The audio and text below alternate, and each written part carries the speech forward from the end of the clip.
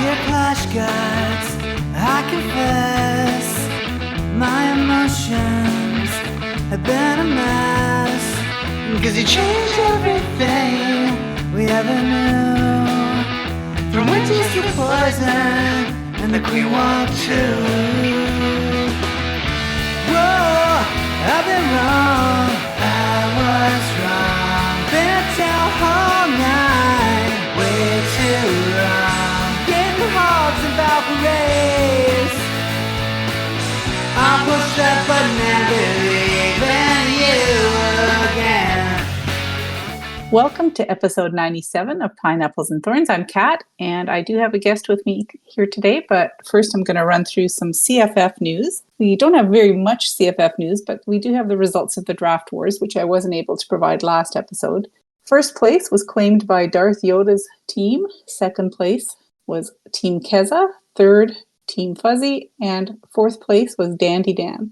So kudos to all of them, and congratulations to everyone who participated.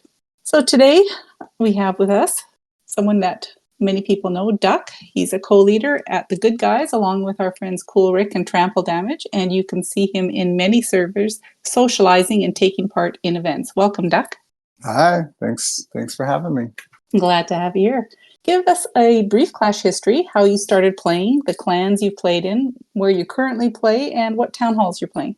So I started probably beginning of 2013. I had a group of friends that were playing, and they convinced me to jump in. And we had probably about 20 people in our first clan, and we ended up being pretty competitive. We won a good majority of our wars, and so I played up through Town Hall, about Town Hall 11. I think I took a break in 2016.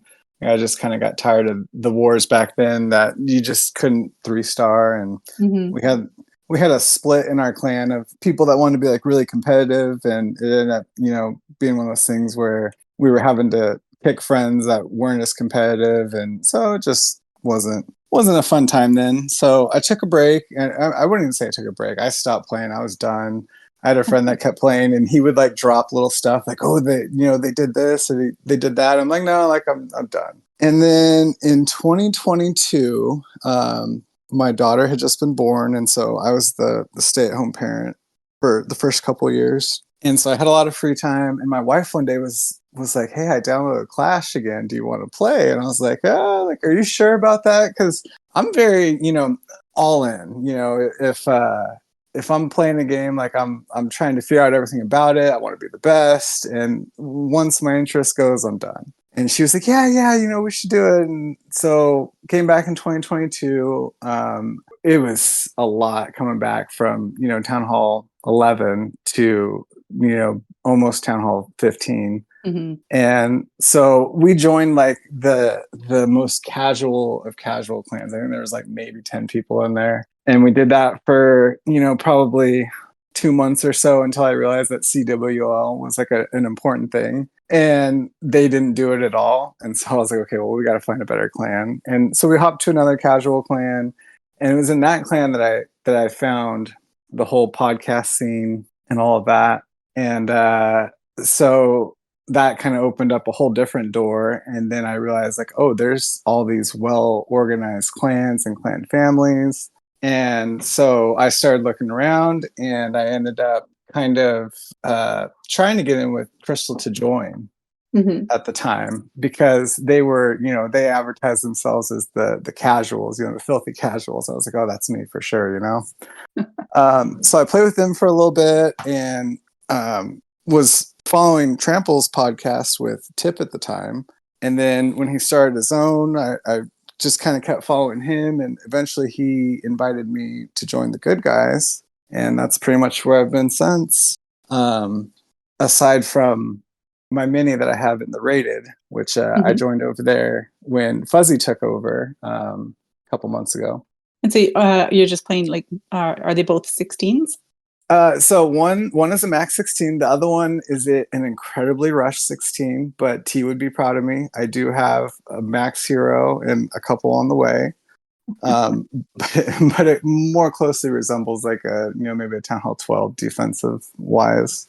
I'm really bad at playing more than one account. I don't know how you guys do, 10, 20, 30, 80 like Kronk. Yeah, it used to be a lot easier. I've found with 16, it's become incredibly difficult to keep up with more than 2 or 3. 4 or 5 is a bit much. I don't know how people who have 20 or 30 manage to do anything. Yeah, like on my mini, like I count it more by like the number of gold passes that I buy. Because if I buy a gold pass, I usually play for the month. Mm-hmm. And I think I bought like 10 gold passes. So I have like 10 months worth of time into it. That's significant. Yeah, it's not bad. What army comps are you currently using?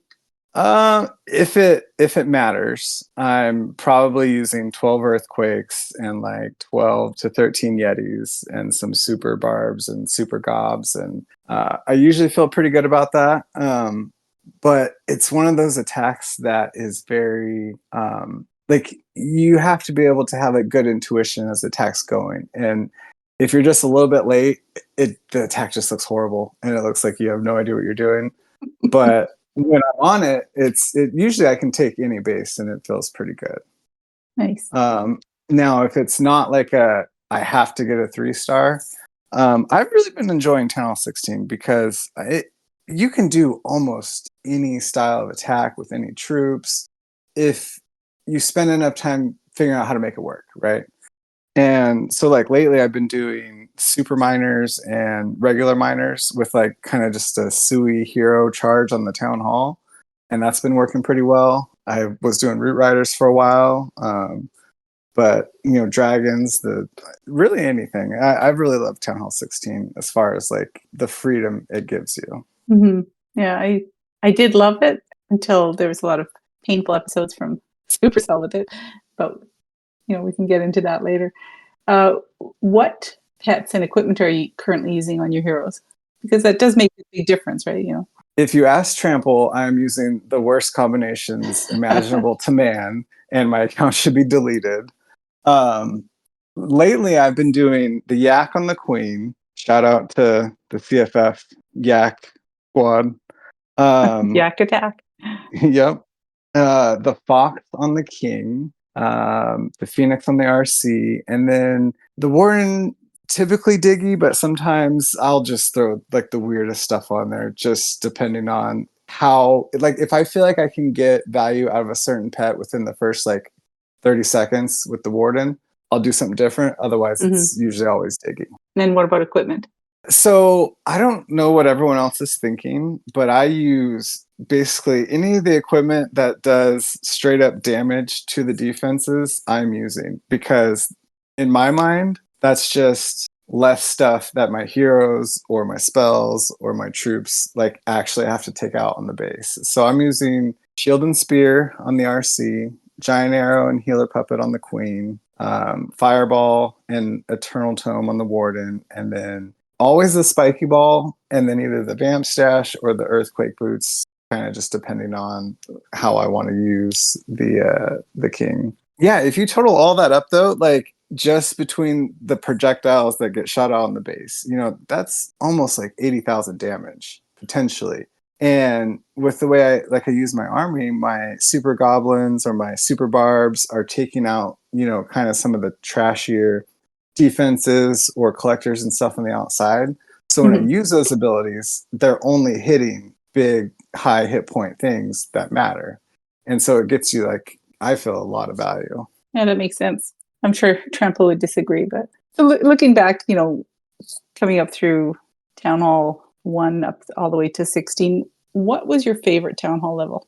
I mean, I'm going to say Town Hall 16. Like, this is peak Clash for me. This is the best I've ever been. It's the only time I've been at the end. Like, when I left the first time at Town Hall 11, I had definitely rushed a lot to be able to kind of have the troops to donate, the Grand Warden, like that kind of stuff. And I was at that process of, maybe catching up. So I didn't really experience max Town Hall gameplay then. And when I got back, I spent, the first 18 months just doing everything I could to catch up. And then I caught up like right before 16 came out. I didn't really have fun at Town Hall 15. Like, it was pretty much Sarch Blimp, and I just felt like I had to take a shower every time after because I felt dirty doing it. It really, 15, I felt like everybody was doing the same attack with, maybe some very minor variations, but you're right, it was like Sarge Blimp this, Sarge Blimp that. Yeah, and then like if you swagged your blimp for whatever reason, you're just instantly like, oh, I failed. Like it's over. It's 10 Mhm. seconds and it's done. Um, and all the other town halls coming up didn't really feel challenging in the sense that I feel like as the max town hall has grown, all of these lower town halls have gotten easier and easier and easier Yeah. from like the sieges or the heroes or the spells or whatever it is. And so they just kind of didn't feel like they had their own, difference to me necessarily. So we talked a little bit about you being in a clan with trample damage. What's it like playing in a clan with a relatively high profile content creator? Do you feel a lot more pressure to triple? I definitely did in some ways, like when I first joined up, because that was the first clan that I joined where everyone knew what they were doing.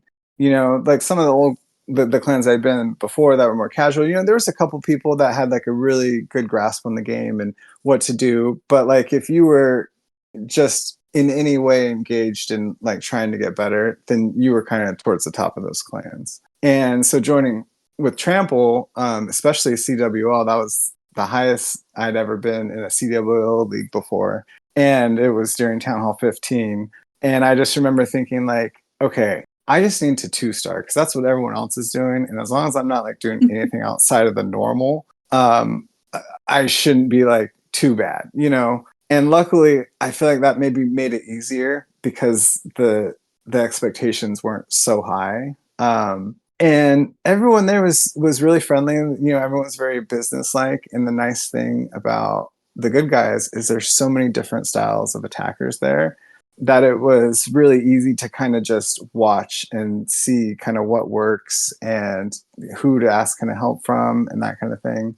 Mm-hmm. And so I don't feel like the pressure was too bad compared to what I think it could be if people were maybe a little less kind about how they like manage the clan and the people in it. Mm-hmm, for sure. So being part of the leadership team there, how does your group spread out the responsibilities? Is it fairly evenly balanced, or is it one or two people handling everything? And how do you guys organize SCCWL? So for the main clan, I kind of, I guess, took on managing the CWL. And it's not super hard. We do it through, I think it's the Clash Perks bot.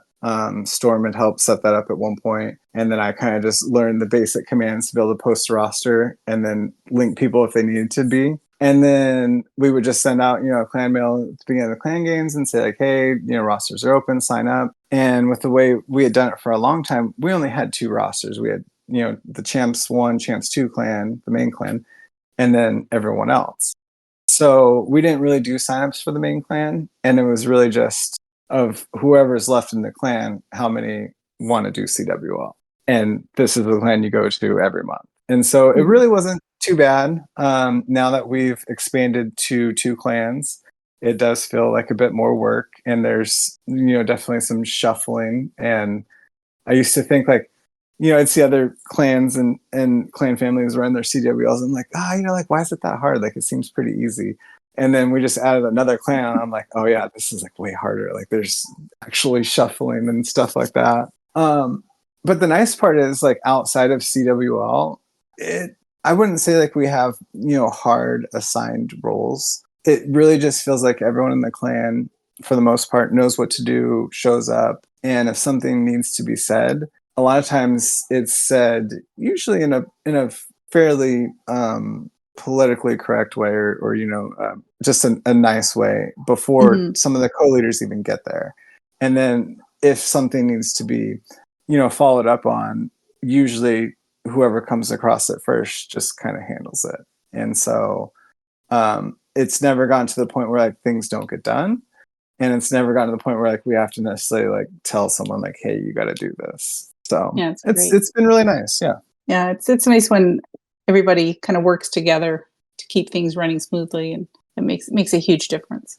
Yeah, I've definitely like the more casual clans. That's more of like not a luxury that they have. And so having seen just kind of some of the stresses and how quickly things can fall apart, I've been very, very grateful to be able to play with, Clash professionals, For sure. When I look at clans that don't use some other method of communication other than in game, I don't know how they manage to run things smoothly, because Discord and apps like that just make things so much easier to organize things for leadership. Lots of clan mails is how they do it. So the last clan that I was in, C-Note did a visit to actually, and they have a Discord, but it doesn't get used. But the leader has probably 5, 6, 7 accounts. And so if he needs to say something, he will do a clan mail on one and then cycle that account out, bring another one in, send a different clan mail, and he'll do that like 5 or 6 times. And I'm just amazed. Like they're successful in their own ways, and props to them, but man, it's a lot. That's a lot for the leader, yeah, for sure. So King Redbeard in Redthorn adopted one of your comps, calling it the Quack Attack. And I know Trample has used some of your attacks on his content videos. How do you feel when someone adopts one of your strategies and gives you, kudos, shouts you out everywhere, every chance they get? How does that make you feel? Well, I'm going to be honest. I feel a little bittersweet about the Quack Attack, because the whole basis, the whole, reason why that attack came to be was there was whispers that C-Note was retiring or taking a clash break. And so I was like, no, like that cannot happen. And so, he talks about Yetis being one of his favorite troops. So I was like, you know what? I'm going to come up with something that C-Note can use, and it's going to be all Yetis. And I had happened to be trying it out, and I think I was in a clan with C-Note and Redbeard at the time, and I was trying to get C-Note's attention, and he was playing hard to get. And then I see Redbeard start doing it, and he's having success. So I'm like, okay, like I always feel good when someone else can use that attack successfully, and the praise and stuff is nice, but it's cool to just be able to help someone find an attack that works for them, that is fun for them. And then he came up with the cool name, Redbeard did, and so that was really cool. I wish C-Note, hadn't taken a 2-month break, and still a little salty about that. But yeah, the first time Trample did one of my attacks, it felt really good for me for a different reason, and that was because at the time I had kind of been picking non-conventional equipment, and at the time, there wasn't very many pieces out, but I think it was like the Frozen Arrow and the Giant Gauntlet. And at the time, like I didn't level up any of those. And I just kept hearing from, people, oh, you would have tripled if you had this or that, And so that first attack that Trample made a video about featured all of the, kind of non-meta, non-cool equipment. And that one felt good to just build, like prove like, hey, you don't necessarily need the best of the best stuff. You just need to figure out the right way to use the stuff that you have. And so that felt good. So looking at the game, what are you currently enjoying the most about it? Do you still log in because you are passionately enjoying the challenge of the game, or is it the people you play with? This is probably like a down season for me right now, because it feels like I've been doing the same thing for the last 6 months. And if I had to pick anything that just makes the game better, it's the people, hands down. The people in the clans, on Discord, the events that we do, the side stories that are going on, amongst people and different clans and stuff. But as far as the game goes, like it's really just felt like at the beginning of the year, all the toys and all the fun stuff that we had, you could triple super easy. And it feels like you can still do that, but now you just have to work harder for the same thing. That to me is just not fun. Like I would prefer if they change things so that like you had to do something different, not just like take away. So now you're just having to be perfect every time just to kind of have the same results you had. So yeah, I'm looking forward to Town Hall 17. I'm looking forward to just anything they can do to kind of make it fresher. And hopefully with Legends League too, because if you're a max player, there's really just Legends League and Clan Wars. And once you get to the point where you don't need the ore, what's the fun in a perfect war, over and over again? Or Legends where, you sit in the same bracket of 100 trophies at the end of every month, and no matter what you do, you don't seem to move much. Yeah. Yeah, I totally agree. I think Legends needs a complete overhaul. There has to be, some kind of reward for people playing in there. Not just, oh, well, great, you don't lose loot and you do 8 attacks a day and you get a nice purple badge, but it's kind of meaningless when you can't collect your loot from anything. And if you buy the gold pass, right, you can't even get your seasons bank because all your collectors are full. Yeah, no, So they definitely get you with just the one gym donations. Like if it wasn't for those, I would stop buying passes, but they get you. it's addictive. Yeah, we talked a little bit about Town Hall 16 and how, it came out such a refreshing change from Town Hall 15 because everybody was so done with 15. If the goal was to 2-star or triple if you could. And then 16 comes in, it's a complete 180. You could triple so easily and it was a lot of fun. Like people were coming back to the game. And we all knew that the Root Riders and then the Druids were overpowered. But do you agree with the way that they did 3 nerfs on the Root Riders and then that humongous nerf on the Druids? Do you think the nerfs were too much or not enough? Or do you think that they should have done smaller nerfs and buffed the defenses? I mean, I think that they could have done exactly what they did this year. And if they had just communicated or come up with more of like a plan, like if they had said at the beginning of the year, hey, we're going to evaluate the triple rates and make adjustments month to month or, every 2 months, if things are out of where they want them to be, so that we knew ahead of time, like, okay, there's going to be a balance every 2 months. And when that comes along, like we're not surprised with, hey, they're nerfing Root Riders. Mm-hmm. I think that would have been more palatable to people because then, there would have been that expectation ahead of time. And instead, I felt like they kind of came up with a different excuse each time and never really like learned from their mistakes. And so I don't think that the nerfs were wrong. It would have been great if they had come out with those troops closer to a balanced state to begin with. But if you have to do what you got to do it.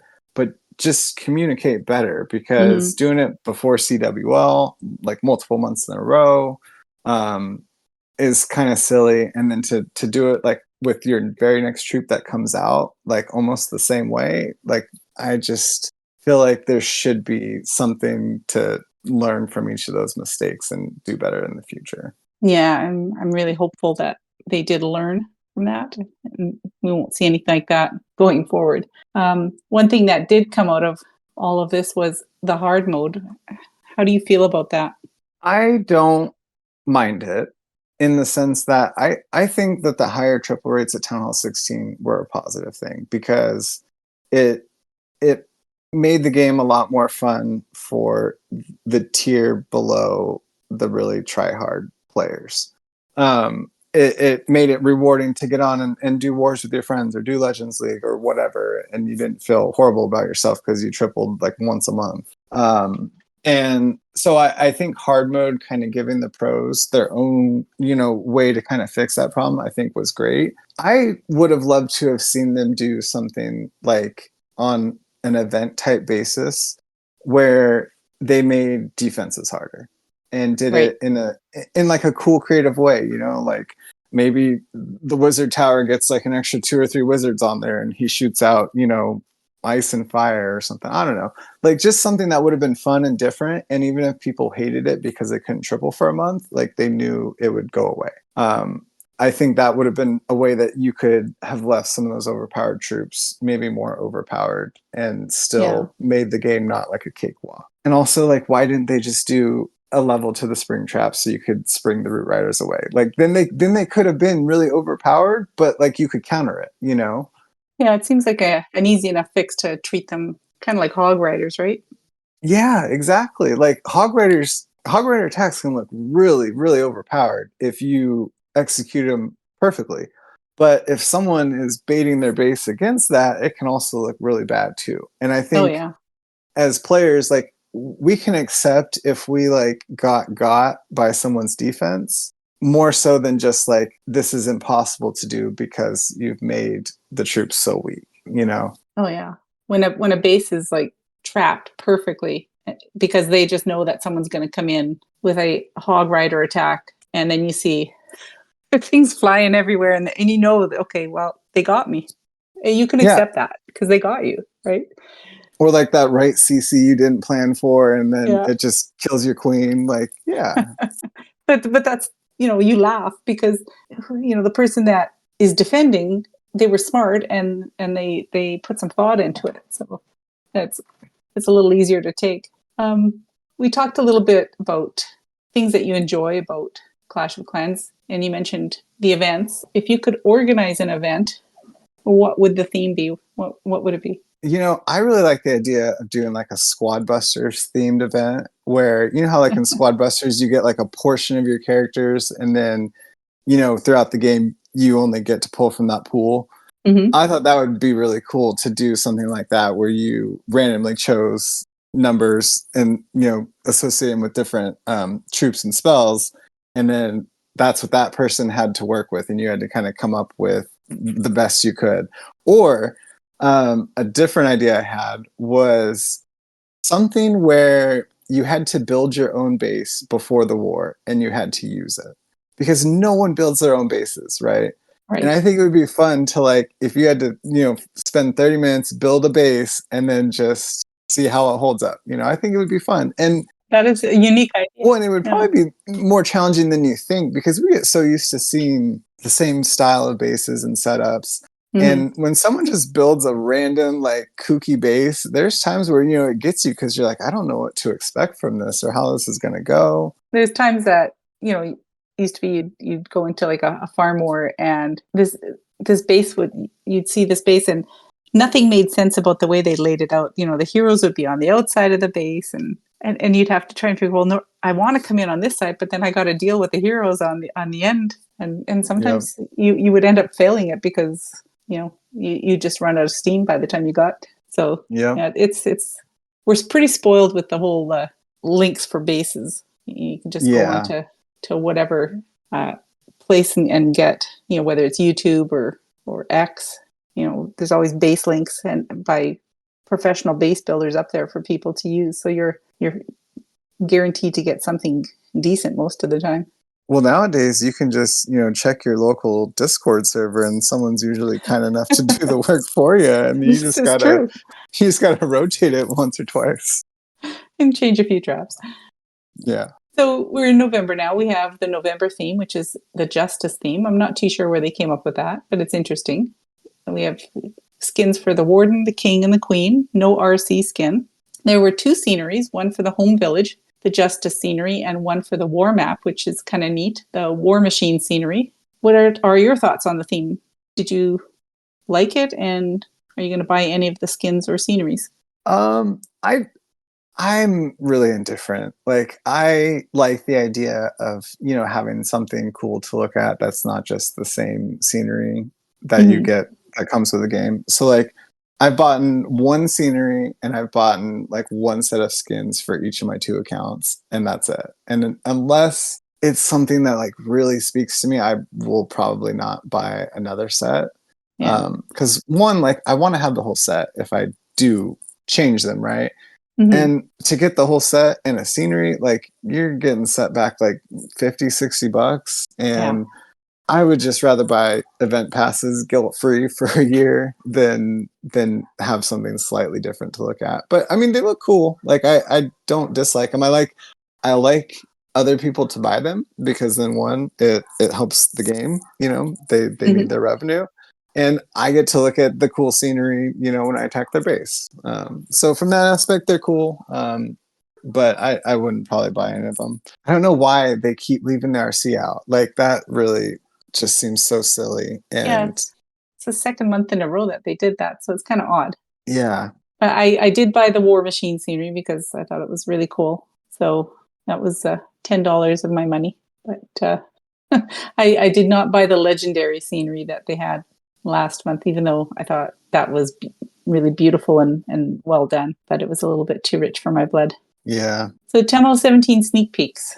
So we know that it's coming in the next few weeks. The theme appears to be a gold and blue or a dark blue. Looks like there might be a new level on the Spell Factory, a new level on the Barracks. These are all like hints that have been dropping.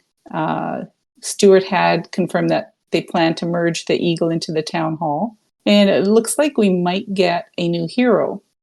Kind of looks like a giant minion from some sort, and looks like it might go to level 90 based on the sneak peeks. What do you think about that? Well, I think the hero's great, and I think if the level that it was leaked at is true, then I think that means that it probably is going to be like a very early Town Hall release, Mm-hmm. which I think is good because it does in some like it's going to make those Town Halls easier if you're able to have 4 heroes at Town Hall 11 or 3 at Town Hall 10, but that's okay, I think. But I do think it will make it easier to upgrade heroes, especially with the way that they do the events so often. You can do some of these event troops in war, and you can 3-star with 2 heroes. Mm-hmm.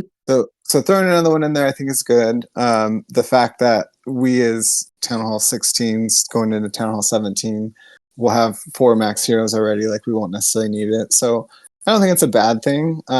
Worst case scenario, I just won't use it Yeah. if it doesn't change anything for me. But I'm excited. I think especially the fact that they're not letting you do 5 heroes at once. I think it'll be exciting to have more options. Yeah, I think that's very, very smart of them to limit you still to 4. Yeah, I just hope that they don't get crazy. Like if they turn town or 2025 into like the year of the heroes. We had the year of the equipment, and No. if they do like the year of the heroes, I'm not so sure about that. But Well, we're going to get more equipment if there's a new hero. So and I'm at a point with equipment where like I have the ones that I really want maxed, and I've kind of stopped upgrading everything else because I'm like, you're never going to convince me not to use the giant arrow and the healer puppet, at least with what's there. mm-hmm. And so I just stopped ranking up stuff I'm not going to use.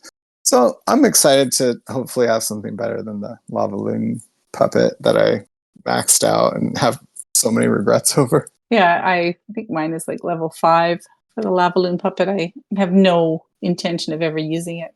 So yeah, it's bad. It's bad. You'll never catch me advocating for that one. For the new defenses and the difference to the Town Hall, like I'm hoping that they find fun ways to make the mm-hmm. game more hard for us and not like just miserable punishing ways. Well, yeah, because it is a game, and you can't just make it fun for the higher skilled players. You have to make it fun for your average players as well. So it's a fine balance, and hopefully they can find that for 17. So we're in the middle of Hammer Jam, which means that if the pattern of updates continues, Town Hall 17 should drop the last week of November or in early December. They were running True Crime Podcast, which is kind of cool.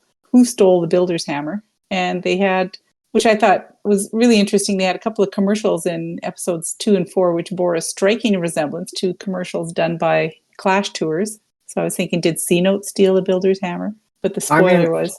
Go ahead. There was definitely something stolen, and it was C-Note's ideas, that's for sure. That's right. The spoiler was the hammer was stuck to the backside of the giant. So it was cute. I thought it was kind of nice that they chose to do podcast for that. So yeah, it was fun. It was a fun little idea. Yeah, Supercell does, I feel like, a really good job with the things that they do creatively to hype things up and to announce things. I'll give them a lot of credit for that. It is always usually pretty entertaining. Yeah. And I definitely got really excited when I saw a podcast, and then I immediately got disappointed when I saw 4 minutes. And I was like, oh. I think there was quite a few people disappointed in that it wasn't like a full 45 minutes or so. Yeah, like I really just want to encourage them to just maybe try it. I think it could be fun. Add to the lore. Did you watch any of Clash Worlds? It was played in hard mode. I watched none. I have never found esports particularly exciting to watch, other than when you're playing, and it's fun to watch the attacks play out on both sides when Mhm. it's your team involved. But I don't know. There's something about watching people call it on, Twitch and stuff. It just doesn't entertain me at all. So I missed it all. I tried to do predictions for one day and then forgot, and that was the end of it. What about you? Yeah, well, it was interesting. I don't normally tune in to a lot of the esports simply because unless I know somebody who's playing on one of the teams, then it doesn't interest me that much. But I tuned in this time because I knew that some of our friends were there live, and I thought, oh, maybe I'll see them in the audience or something. But it started at a really crazy time for me, and it would have been even crazier for you. It was like, I think they started at like 3 a.m. my time. Ooh, So, yeah. I would wake up for work at 5 and kind of open the stream and see like the last 5 minutes. Oh, so and so is going to walk away with this. I was like, it was great. Navi did get knocked out on day one, which is a huge upset, and then Synchronic absolutely dominated and took home the title. So that was kind of cool. Is it just me, or is it hard to follow like Clash esports in general? Because don't most of these teams have a different name, like the year before or the year before that? Okay, yeah. So some of those teams, like, Depending on who's sponsoring them, yeah. yeah, and so for me, like, yeah, it's just hard for me to get on Mm-hmm. with that. Yeah, like I say, like unless you are familiar with one of the players and then you're sort of following that person's progress, but it's not something that I make a huge I must get up at 1 a.m. to watch this. Not going to happen. Put your jersey on. No, it's not happening. So we have quite a few questions from the audience, and judging by the number of questions that were posted, it's obvious that you have a lot of friends. How much do the friendships that you've made and the shenanigans that arise impact your enjoyment of the game? And I know we touched on it a little bit, but I'll ask you again. Yeah, no, it's night and day difference. Being in a active, healthy Clash community versus just joining whatever clan you happen to stumble upon in whatever way that you find it in game. I would recommend anyone that like enjoys the game to go out and find communities like the ones that we're in, because they really do just make the game so much better, and getting a chance to have people's personalities and the things that they're passionate about also shared, like it just enriches those communities so much. So it's really been everything for me. If I didn't find Clash podcasts, I probably would not still be playing right now, honestly. All right, let's run through these questions then. Fuzzy asks, how long have you been in the Good Guys and how did you find them? So probably maybe about a year and a half, and I found them through originally through Tip Dog's podcast, which I will wait to elaborate on for a question coming up. Okay. Let's see. If you were a Clash of Clans character, what would you be and why? Ooh, I don't know. Like probably like a dragon rider, because that seems pretty cool. Or like maybe the dude in the balloons, like dropping the bombs. ODS asks, do you have a favorite story or memory from Clash? And what story should you not tell, but you would like to, about experiences involving Clash and Clash people? Okay, so this is the one that I was alluding to. Okay. So when I first came back to the game, I was like really far behind. So I started just Googling like whatever I could to find information on what I needed to be doing to like catch up, right? So I started with Reddit, and then Congressman Coolrick had like cataloged different like resources on there. So I was going through like Clash Ninja, Clash Wiki. Clash Ninja had like all of the updates and the update notes from like all the way back to when the game first started. So I went back to like around the time that I left, and then just learned through reading the notes for the updates, like what happened. Like Teslas don't do double damage anymore to P.E.K.K.A.s, and double giant bombs don't, do double damage to hogs, like that kind of stuff. And it was like right around the time Town Hall 15 was getting ready to come out. And so Clash of Clans was posting a lot of stuff on Reddit. And so I would find myself there like every day, just seeing what was new. And I came across a post from TipDog20, and he was suggesting in the Reddit post that players buy the loot packages from the shop and use it for your walls during Hammer Jam. And I thought it was really silly that someone was suggesting that people buy resources when you could buy like a training potion and sneaky gob the same amount of stuff for free, you know?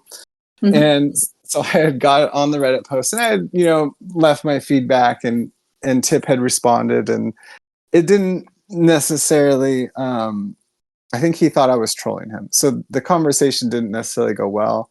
And I'm, once I get engaged, I tend to, over engage. And in that particular post, I think Vanessa Baxton had jumped in and made a comment kind of defending Tip. I think Congressman Coolrick was in that post somewhere, and then Trample got on.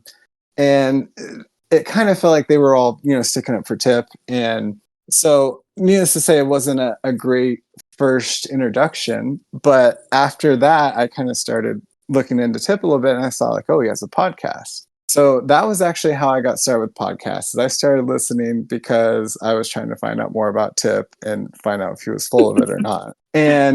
And it was funny because the next day, Trample actually reached out to me on Reddit and was like, hey, like it seemed like maybe there was like a miscommunication. And it was more like he was looking for context, like looking to know where I was coming from more. And I was kind of, standoffish about it because, again, like I'm an outsider, but it felt like these people were all kind of a group. And I'm like, not very trusting of this, but Trample at the time, to his credit, was very kind, and we ended up talking a little bit, and he was like, oh yeah, like we have a clan family, let me know if you want to join. And at the time I was still in a more casual clan playing with my wife, and so I was like, yeah, no, like I'm good. But that was how I got started listening to Flash podcasts in general, because Tip had on, I think, Cool Rick at one point, and then Carl, like all around that 10-15 time. And then I started listening to the other ones and found Heroes podcast, which I really loved. And so I ended up getting, more involved with Crystal LeJoin at the time. And so, yeah. And then finding out later on that Liam was Vanessa Baxton was, because at the time, I think Rick had been joking like, oh, Liam's a bot. And I remember clicking on Vanessa Baxton's comments when he said something. I was like, man, this guy looks like he is just copying and pasting the same thing on everyone's, stuff. And it's all like really supportive, And I was like, man, this guy is such a bot. And I ended up telling Liam about that later on. And we had a good laugh about it. Because, I mean, once you get to know these people, the context at which some of those things, happen changes. And I think, if anything, it's a reminder to not like be too quick to judge. Definitely. Because that first interaction, I'd been like, oh, these people all suck. And now I'm like, like these are good guys, and I would even call some of them friends now. So, yeah. That's nice. Ghost Rider asks, after playing the game for 10 plus years, have you seen a change in who has been playing the game, and how much longer do you see the game going? I don't think I have seen a change in the type of people that are playing the game, other than now there's people that are playing that were like 7 when I first started playing, or younger. And that's kind of wild to me. Like I'm going through like my own transition from like feeling like I'm part of the early 20s group to now I'm like old.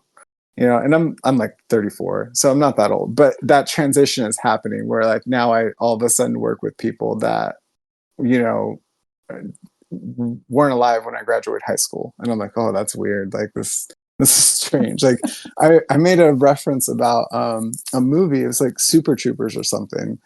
And I feel like everyone in my generation, for the most part, has seen that movie. And I make jokes about it now, and people look at me like crazy. And I'm like, have you never seen that movie? And they're like, no. And I'm like, oh, I'm so old.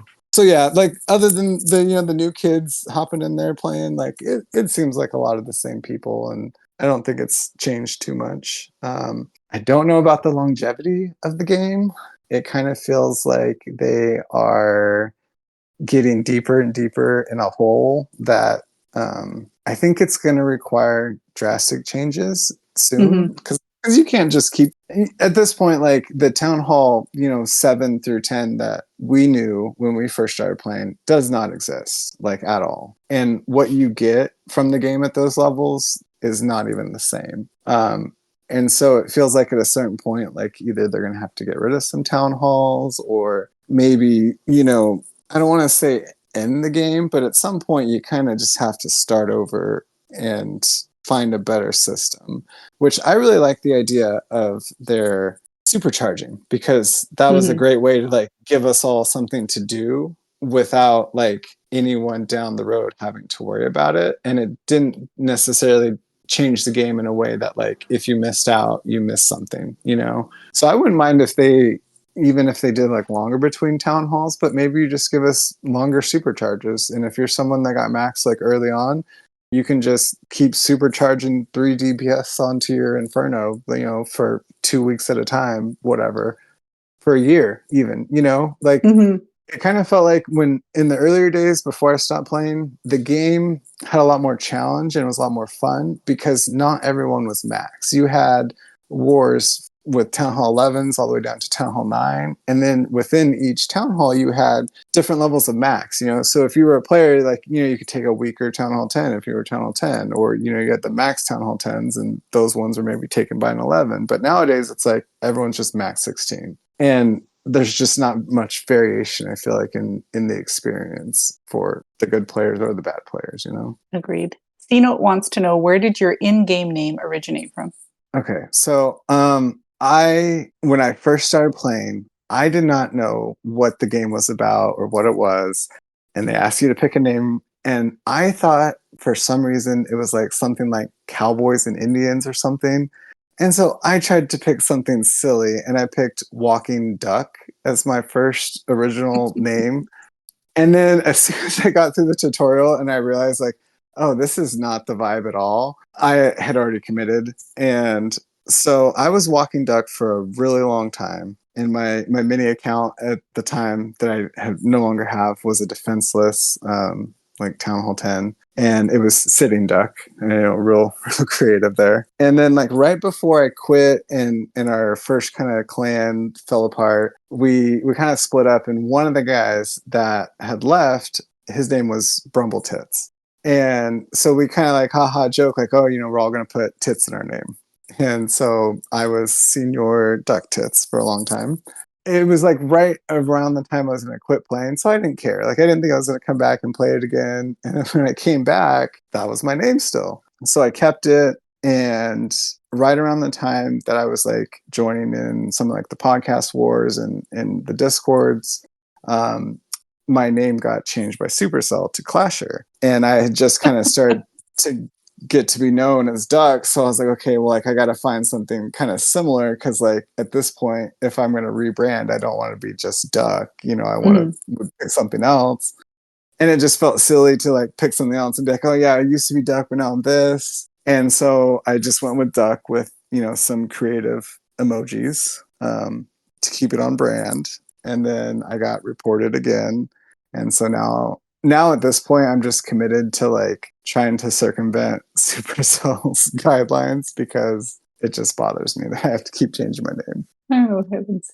Oh, okay. McLaren Mike wants to know, as a Yeti fan, what does a super Yeti look like if they introduce one? I don't know, because super Yetis are nice where they're at, and if you just make them bigger, you either have to do more Yeti mites, or, like, I don't even know. Like, I think it'd be cool if they did something maybe where, like, the super troop version was, like, it did less damage, but it had, like, ice Yeti mites or something, so, like, maybe it slows stuff down. I think something like that would probably be the way that I would go. You're right. It probably would be broken if they made it a super true. Yeah. Drac wants to know, who do you think the mutant possum is? Okay, so the mutant possum is Catfish, and anyone who doesn't agree, that's fine. But when Cena was first, really, really trying to hunt, which I think, now maybe he was in cahoots with the mutant possum because I had concrete evidence. And Cena was like, oh, why don't you just sit on it? Like I'm a little busy, I'm going to let it play out a little bit. And I'm like, okay, whatever, we can sit on it. But I got antsy and I started, poking around, trying to poke the bear a little bit. Then somehow or another, Congressman Coolrick, of all people who didn't care about this at all of a sudden realized that one of the accounts that I had made to kind of poke the mutant possum was linked to me. And so then he goes into Discord and he's like, oh, this is Duck. And I'm like, bro, like, where did you come from? You didn't even care about this. And now you're like outing me. And so then I kind of started throwing stuff out there. And then that gave Catfish time to cover his tracks. And so now it looks like, it's not Catfish, but it was Catfish. 100%. Busted. Yeah, I blame C-Note too. Like, again, I told C-Note, like, I have proof. I showed it to him, and he was still like, oh, we're going to wait on it. So. Oh, maybe they're in cahoots. Honestly. Do you have any hobbies outside of Clash? Most of my hobbies, I feel like, stopped when my daughter was born. Because, one, raising a child is, like, the hardest job I've ever had. And like, I thought it would be super easy, like to just be present and like do all the right things, raising a kid, and read to him and feed him good and play with them. But no, it has been so hard for me. And so really my one hobby last couple of years has been Clash. I sometimes play Call of Duty, stuff like that. Before my daughter was born, I was really invested in doing projects around my house and kind of making it our forever home. But that's a little bit harder when you have a 3-year-old that wants to get into everything and touch everything and help. So some of that's been put on hold. And then I used to do softball and basketball, but that too has also stopped lately. All right. I have one more question and then we'll do a top 5.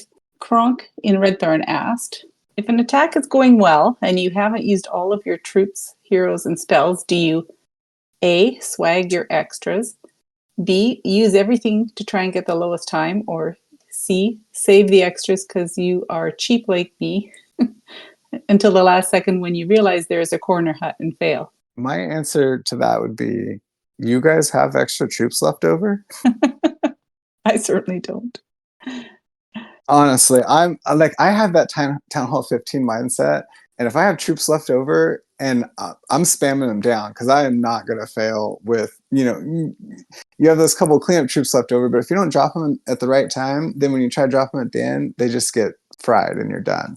So I'm always just like, keep the heroes alive, keep the stuff going. And yeah, the only time I've ever even, kind of thought about swagging troops was when Seaman in the Good Guys was doing attacks with Brute Riders when they were first really overpowered.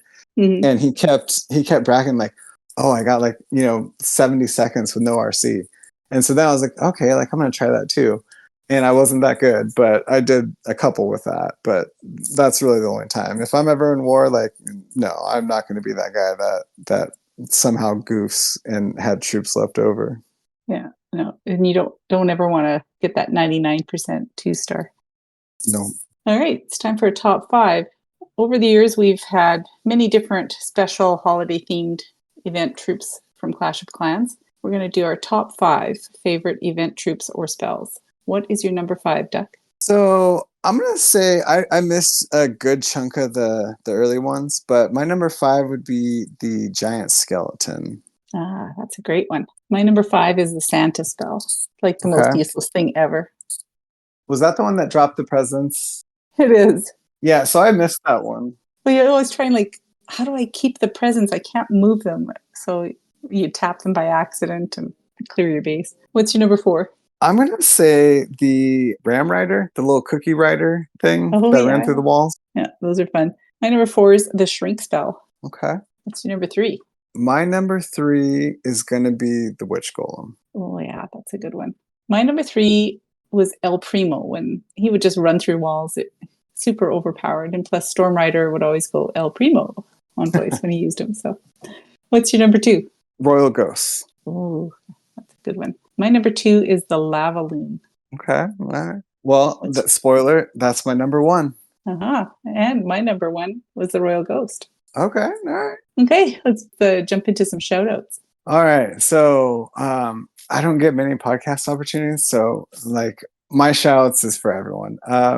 Clash Ninja, the people that run the Clash Wiki, the people that do the Reddit moderation, all the content creators, like all those people were, the bridge to getting me to max at a sane, reasonable pace. And I've never played a game where the community has spawned like so many different tools and like cool things to use that enhance the game. And so all those people that make those happen, super awesome. And then everyone in the Good Guys, the clan leaders, just the players that are there are awesome. Everyone in the Rated, Fuzzy, Drac, Kronk, all those guys, they all make it a fun place to play, and they make everyone feel welcome. And so shout out to all of them. Also shout out to Big B. Hopefully you come back soon. Yeah. Awesome. Oh, shout out to you, Kat, for having me. Sorry. That's like the biggest one. No problems. My shout outs are, first of all, thank you for agreeing to come on. I appreciate it. It's been a lot of fun. And big shout out. I've had a number of co-hosts over the last few years since the pod started. Rusty, Butters, Peter, Fado. Have to shout them all out. They've all stepped away from podcasting, and I wanted to thank them all for everything they've contributed to the show over the years. So that's my shout out. Oh, yeah. That reminds me. I did have a question. Mm-hmm.